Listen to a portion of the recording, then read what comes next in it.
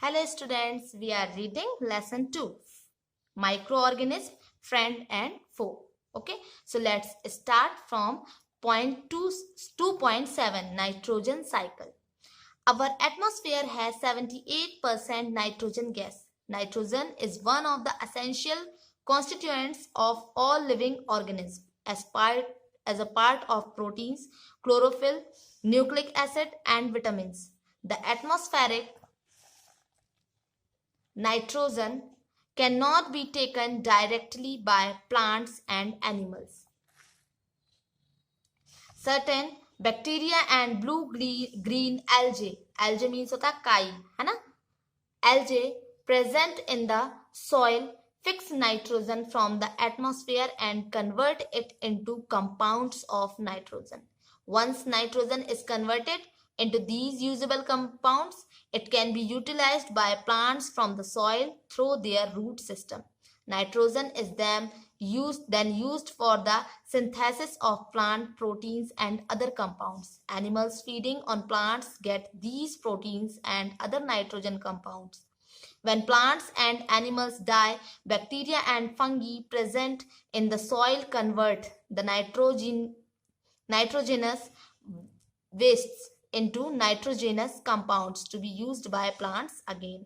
Certain other bacteria convert some part of them to nitrogen gas, which goes back into the atmosphere. As a result, the percentage of nitrogen in the atmosphere remains more or less constant. Okay, so हमारे atmosphere में जो है 78% क्या है, nitrogen है. ठीक है, here you see a nitrogen cycle. So draw in your fair copy. Okay, colourful by shading colours. Okay, so हमारे एटमॉस्फेयर में नाइट्रोजन की मात्रा कितनी है, 78%. ठीक है, नाइट्रोजन गैस है ना. नाइट्रोजन जो है असेंशियल कॉन्स्टिट्यूएंट्स है. इट मीन्स असेंशियल मीन्स होता है आवश्यक एंड कॉन्स्टिट्यूएंट्स मीन्स होता है घटक.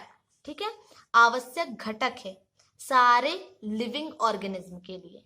मतलब जितने भी सजीव जीव है ना, मतलब जीने वाले जितने, अब चाहे वो प्लांट्स हो, चाहे वो ह्यूमंस हो, एनिमल्स हो, जो भी हो. ठीक है, जिस तरह protein, chlorophyll, nucleic acid and vitamin क्या होते हैं, जरूरी होते हैं लिविंग ऑर्गेनिज्म के लिए, उसी तरह नाइट्रोजन भी क्या होता है, जरूरी होता है लिविंग ऑर्गेनिज्म के लिए. ठीक, तो जो एटमॉस्फेयर है ना, वो डायरेक्ट एटमॉस्फेरिक नाइट्रोजन जो है वो प्लांट्स और एनिमल्स के द्वारा डायरेक्ट नहीं ली जाती है.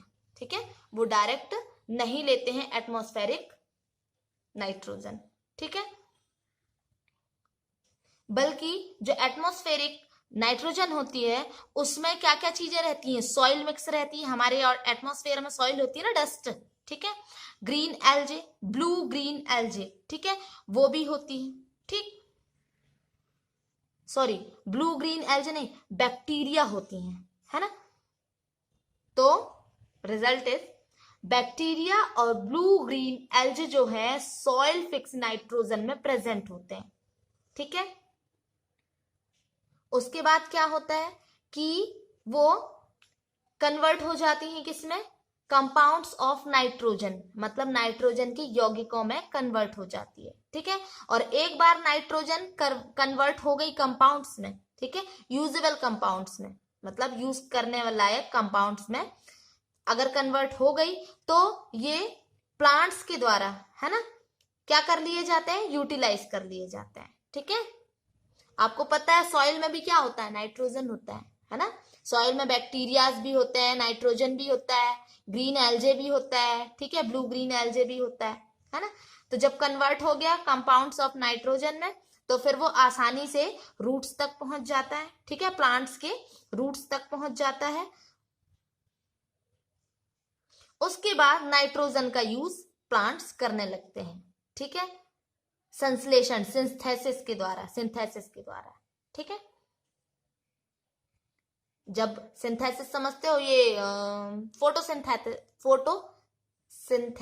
प्रकाश संश्लेषण समझते होंगे आप लोग, कि जो एक प्लांट होता है वो किससे, सन से अपना फूड बनाता है, ठीक है।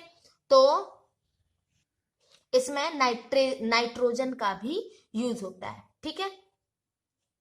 एनिमल्स भी फिर क्या करते हैं, प्लांट्स को खाते हैं, है ना।